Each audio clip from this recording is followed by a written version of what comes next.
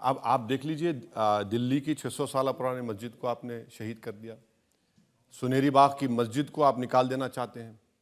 और सुनेरी बाग की मस्जिद में कभी आपने सुना कि अगर कोई प्राइम मिनिस्टर या होम मिनिस्टर अगर मंदिर के सामने से जा रहा है तो मंदिर में पूजा रोक दी जाती?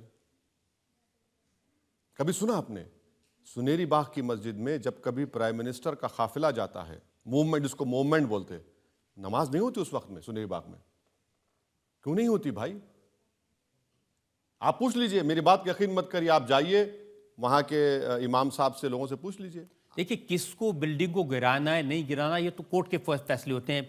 नहीं, आपने नोटिस, सरकार ने सुप्रीम कोर्ट का फैसला देखा।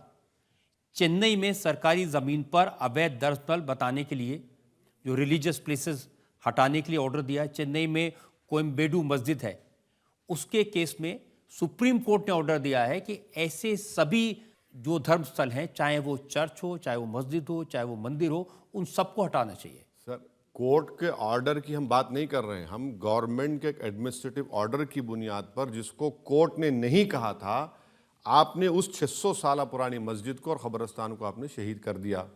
और ऐसा कोई दिन नहीं जाता जहां पर बीजेपी आरएसएस की तरफ से बोला नहीं जाता कि हम भारत में ऐसे इतने हजारों मसाजिद हैं, उसको हम लेकर रहेंगे।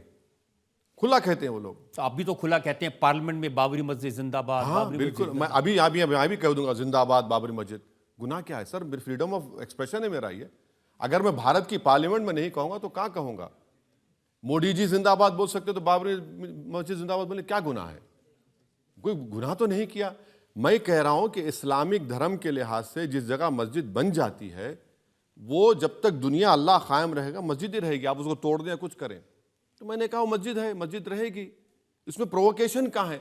और बाबरी मस्जिद एक केस स्टडी है कि किस तरीके से मस्जिद को छीना जा सकता है, उसको हमको समझना है। हमने एक मस्जिद को खोया है इन तमाम पॉलिटिकल पार्टीज के बातों में आकर। सुप्रीम कोर्ट को जाकर बीजेपी ने कहा था कि हम हाथ नहीं लगाएंगे, और मस्जिद को आपने तोड़ दिया। सुप्रीम कोर्ट अब तक कंटेम्प्ट पिटीशन नहीं सुना, और क्रिमिनल कोर्ट में कोर्ट ने फाइंड किया कि कोई भी कन्विक्ट नहीं हुआ उसमें, कोई कन्विक्ट नहीं हुआ उसमें। और खुद पार्लियामेंट में ये एकनाथ शिंदे के जो पार्टी लीडर हैं, वो नरसिम्हा राव की तारीफ में कह रहे थे कि जब बाबरी मस्जिद को तोड़ा जा रहा था तो पीवी नरसिम्हा राव ने कहा कि मैं पूजा कर रहा हूं, मुझे डिस्टर्ब मत करो। उन्होंने कहा, मैंने नहीं कहा ये। आप बताइए फिर क्या है ये? फिर ये देखिए, सुप्रीम कोर्ट का फैसला है और आप कहते हैं कि मक्कारी से बाबरी मस्जिद ले ली। सुप्रीम कोर्ट का फैसला जो है ना, अगर आप पूरा फैसला पढ़ेंगे सर, तो उसमें फैसले में सुप्रीम कोर्ट ने कहा कि मंदिर को तोड़कर मस्जिद नहीं बनाई गई। सुप्रीम कोर्ट ने एएसआई की सर्वे की रिपोर्ट को नकार दिया।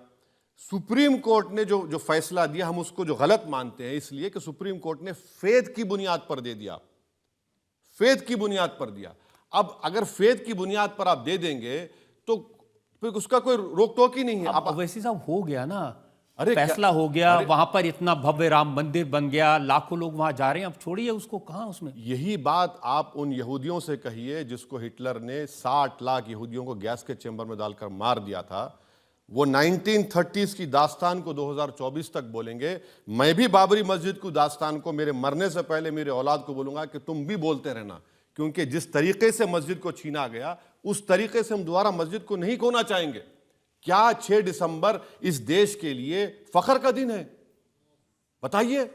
अगर 6 दिसंबर नहीं होता तो सुप्रीम कोर्ट का जजमेंट क्या आता? ये तो पार्लियामेंट ने कहा कि 22 जनवरी फख्र का दिन है, उस दिन राम मंदिर बना। वही तो हम कह रहे हैं। अच्छा किया आपने, 17 दिसंबर 1992 को पार्लियामेंट ने बाबरी मस्जिद डिमोलिशन को कंडेम किया, और रेजोल्यूशन में आरएसएस, विश्व हिंदू परिषद, बजरंग दल का को कंडेम किया और कहा कि यह काला दिन है। अब पार्लियामेंट के रेजोल्यूशन के खिलाफ अगर आप एक और रेजोल्यूशन ला रहे हैं, तो हमने इसी पार्लियामेंट में as an Indian, proud Indian मैं कह रहा हूं, कि हमने कहा कि पीओके हमारा है। कल क्या आप रेजोल्यूशन लाएंगे पीओके हमारा नहीं है बोलकर? आप कौन सा प्रेसिडेंट क्रिएट कर रहे हैं? ये तो गलत है ना, बिल्कुल बिल्कुल गलत है ये। अब तो ज्ञानवापी मस्जिद को लेकर हाई कोर्ट ने ऑर्डर दिया है कि वहां तहखाने में पूजा होती थी, और 1993 में जो पूजा बंद की थी वो गलत था, वहां पूजा कंटिन्यू होनी चाहिए। अब इसकी क्रोनोलॉजी समझिए। इसका मैं आपका एक एग्जांपल दे रहा हूं आप लोगों को समझाने के लिए। 29 और 30 दिसंबर के दरमियान में 49 में बाबरी मस्जिद में मूर्तियां रख दी गई, नंबर 1। हाँ, फिर नायर साहब ने उसको लॉक डाल दिया, नंबर 2। नायर साहब उसके जनसंघ के एमपी बन गए, आपने 6 दिसंबर को तोड़ दिया और तोड़ने वालों को आपने जगह दे दी।